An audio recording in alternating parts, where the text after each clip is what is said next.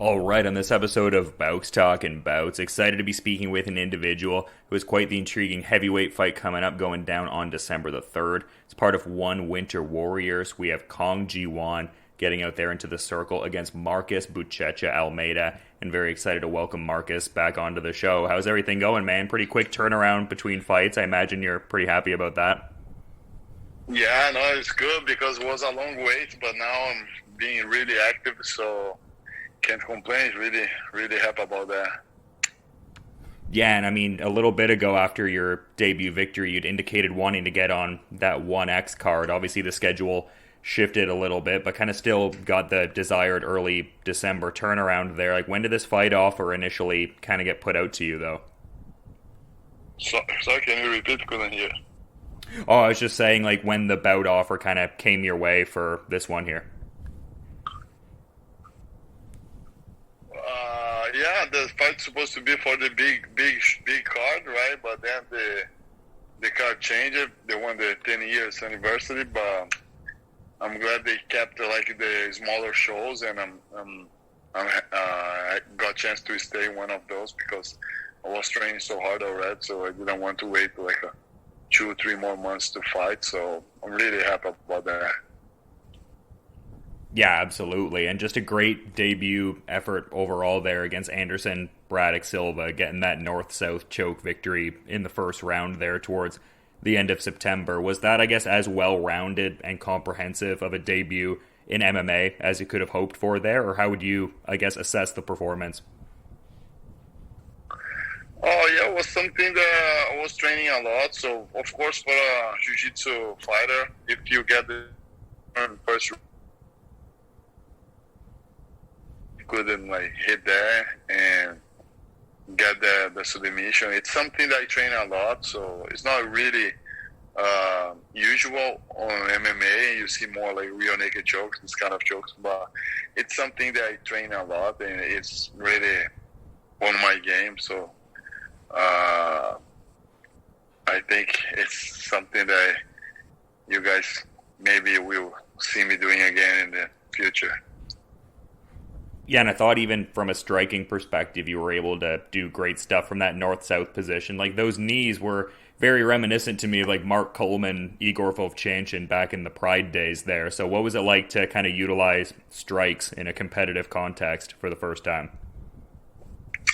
Yeah, because, like, Asian rules are different. So it's for grapplers. It's really good when you're able to use our knees on the ground. Just like you said, Coleman, Ricardo Arona, they use it really well. And it's something I had in my mind, something that I train, is because most of my training partners, they fight like shows in America. So they not used to too much because they are not allowed to use, but I make sure that I put that in my game and always try to remember that I can use that. So I always try to remember during sparring sessions and always use those knees because it's really powerful weapon. Oh, yeah, I mean, they looked very uncomfortable to say, the very least there, but that's an interesting thing you bring up there. Is there anyone in your camp that you work with who competes under that one championship global rule set, or is there not really that component to the camp as much?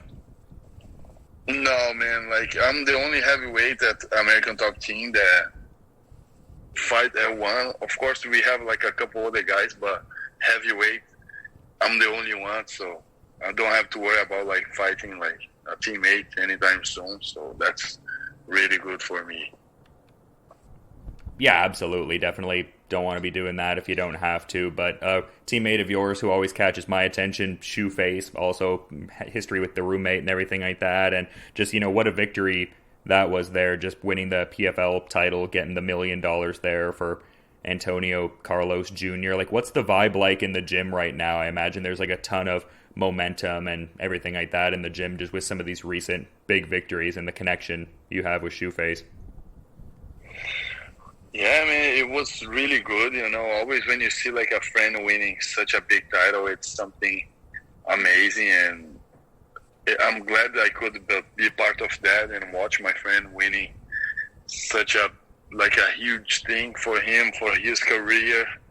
And it's really a big motivation for me as well, because I saw how hard he trained, and we lived together, so I could be part of that day by day, training with him, learning. So it was like a big motivation for me. He comes from jiu-jitsu, so he didn't come from striking, so he's a jiu-jitsu fighter, and he did it. So for me, it's like a really great example to look up to.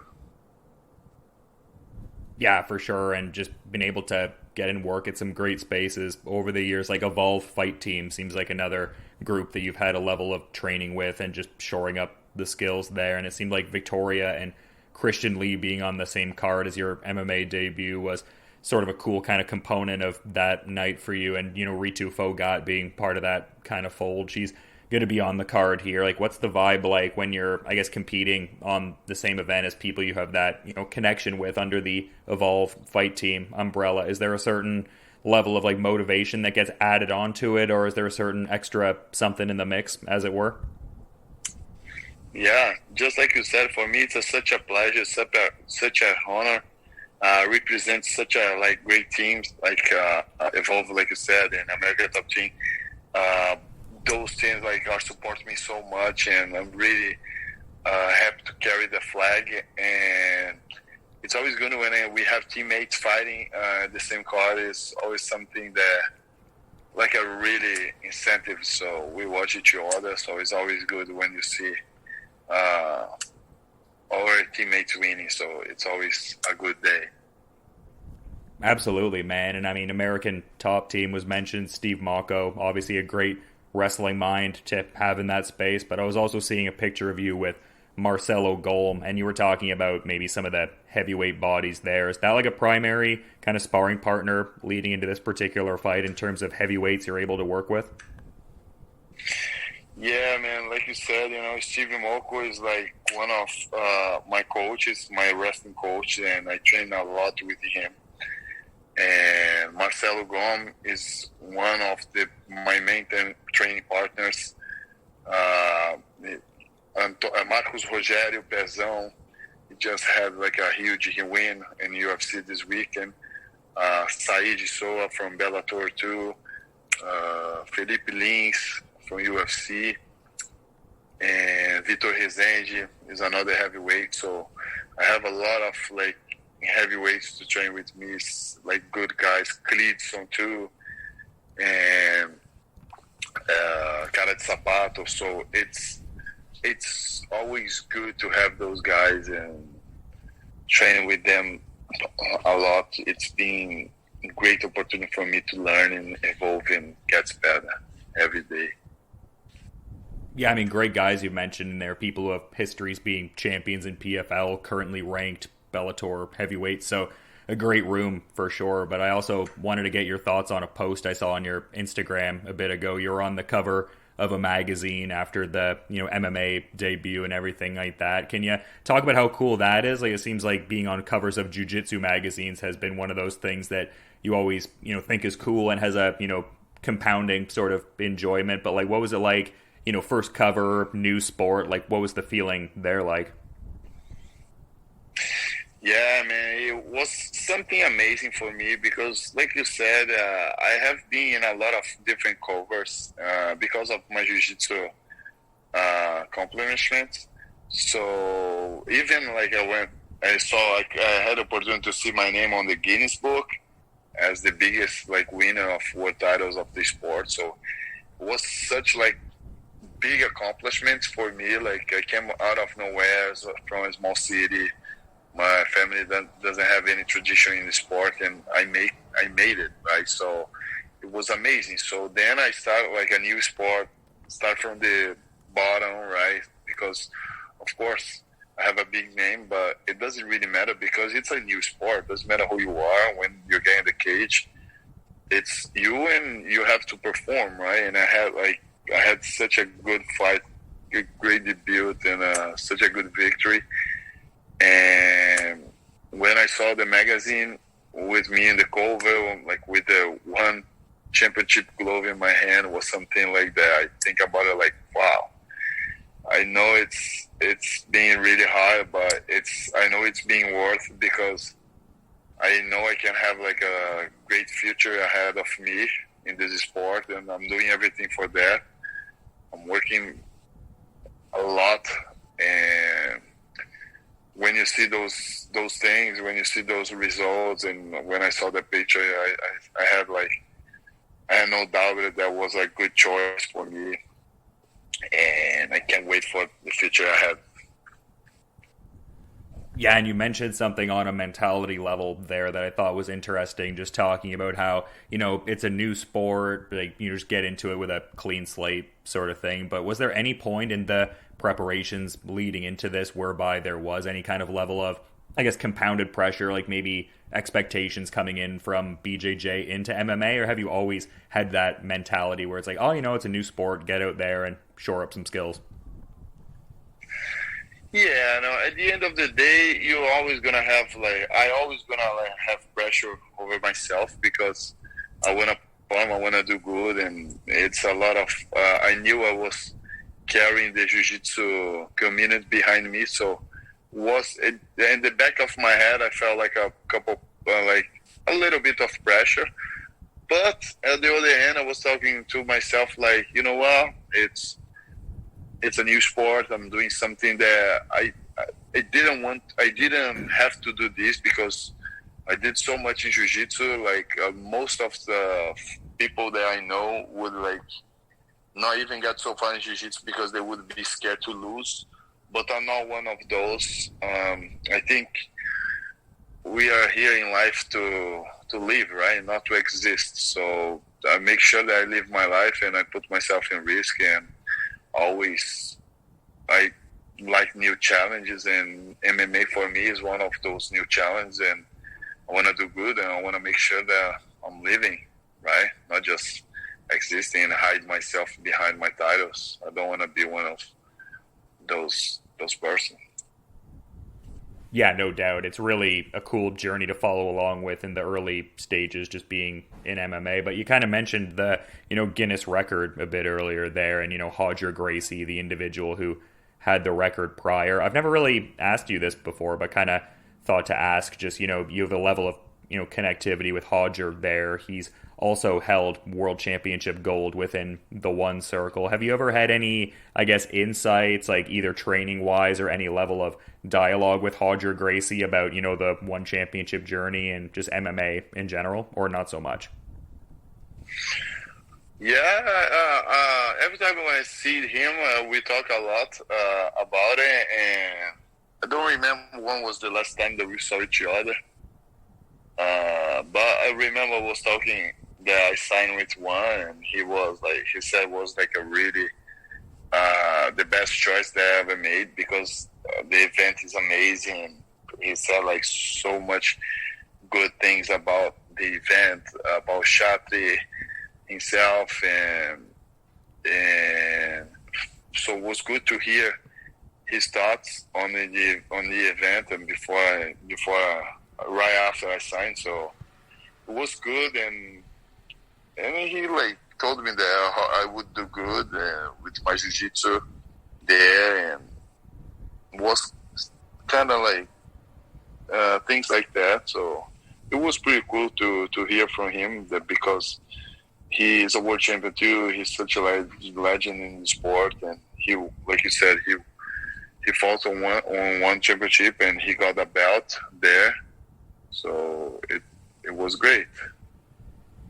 Yeah, well, that's awesome to hear. There's that kind of dynamic there. But I wanted to, touch on this fight coming up here because, Kang Ji Won, undefeated heavyweight, just as you are there, and all of his victories coming in the first round, including some pretty emphatic back-to-back wins, specifically under the one banner there. Like, what are your thoughts on, I guess, Kang Ji Won and, like, the main, I guess, stylistic proclivities that he has, like the main tools in his toolbox, as it were, as a fighter?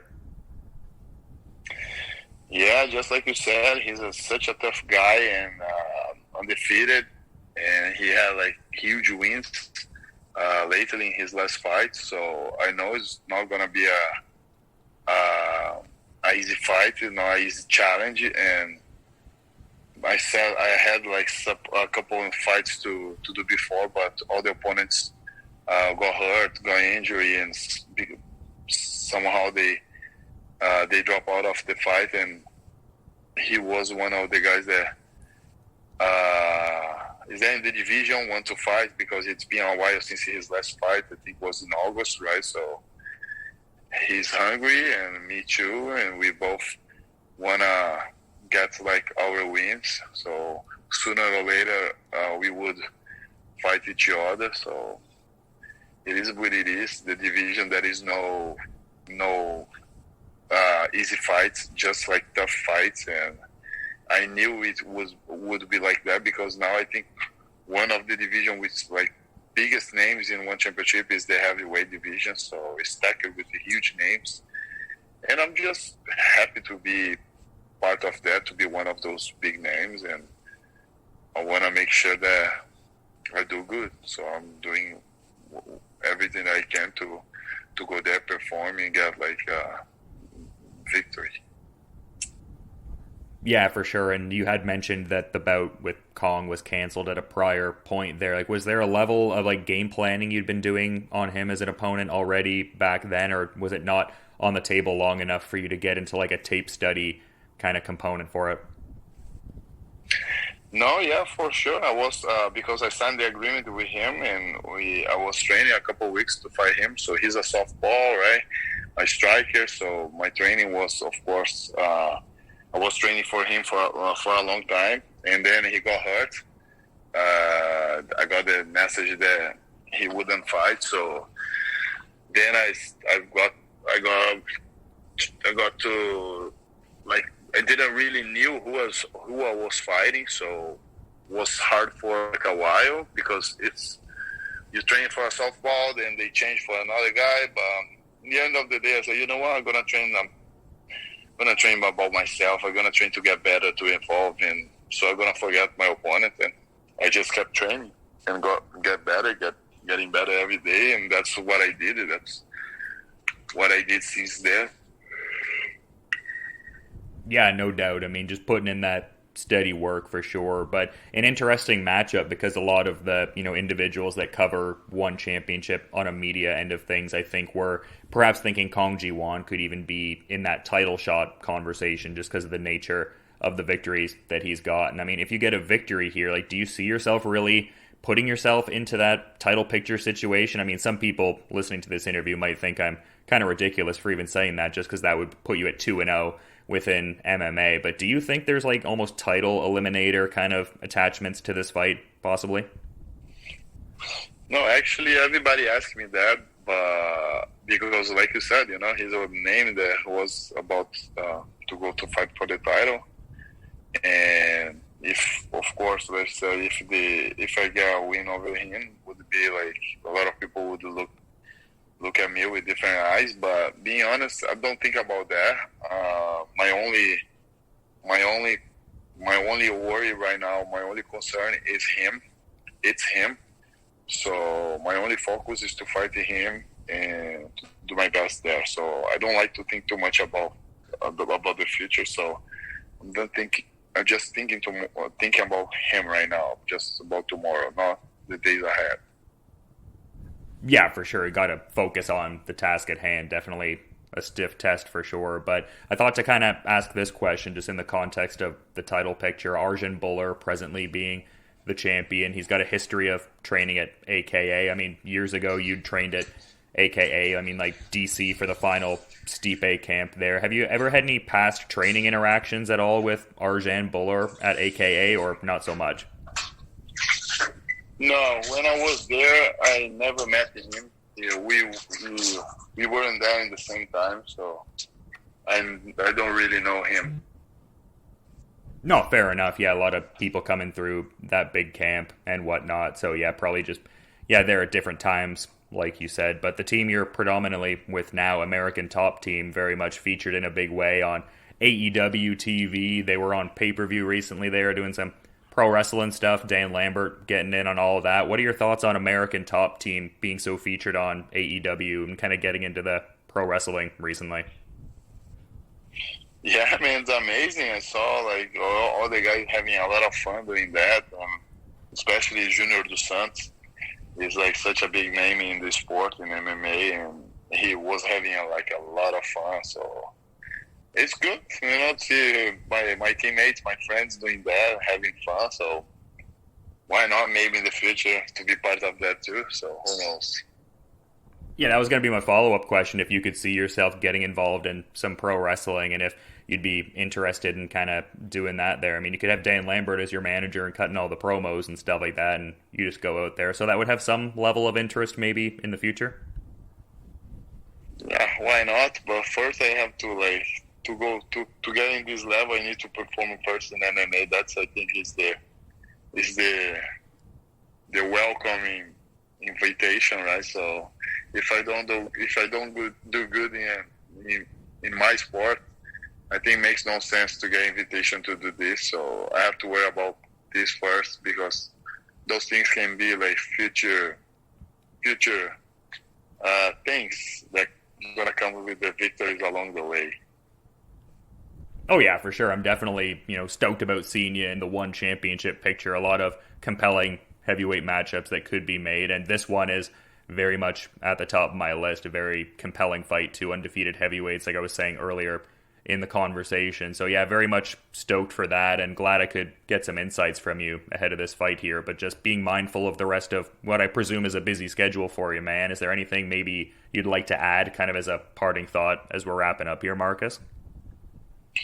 No, just would like to thank everyone for the support, everyone who was with me for this fight. Of course, my teammates, my teams, my all the jiu-jitsu people that was behind me. So we would like to appreciate everyone, the support, and let's do this again in 2 weeks, 2 weeks and a half actually, and really excited. So can't wait. Let's do it.